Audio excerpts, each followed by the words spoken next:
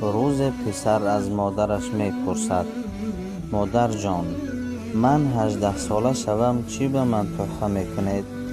مادر با تبسم میگوید: اول 18 ساله شو. جوان دیگر اهمیت نداده مشغول کارهای خود می شود. سالها می گذشتند. روز جوان بیمار می شود و در بیمارخانه بستری می گردد.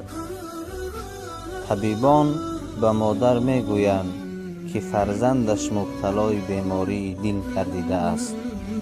مادر این سخنها را شنیده گویا دنیا به سرش چپه گردانده می شود.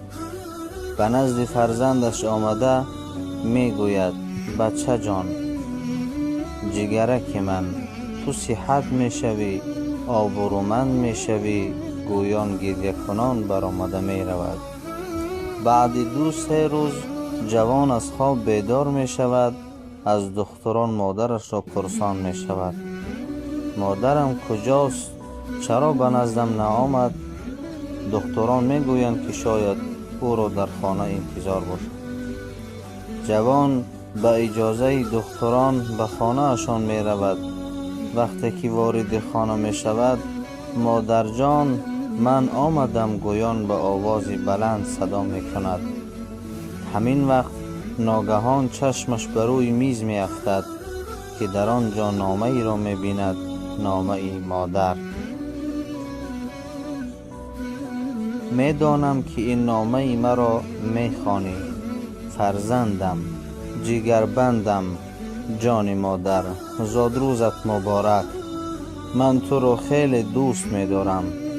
در یاد داری که از من می پرسیدی وقتی من 18 ساله شوم چه تحفه می کنی؟ جان مادر، انا همین حیاتم را، یعنی دلم را به تو دادم، تحفه کردم. من دیگر در برت نیستم، اما یک عمر با تو.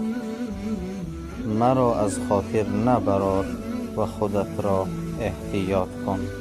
با احترام، مادرت. الها مادران دنیا همیشه سربلند و عمر دراز بیغم بینند. همیشه دعاگوی فرزندان باشند. جهان سپاس به شما مادران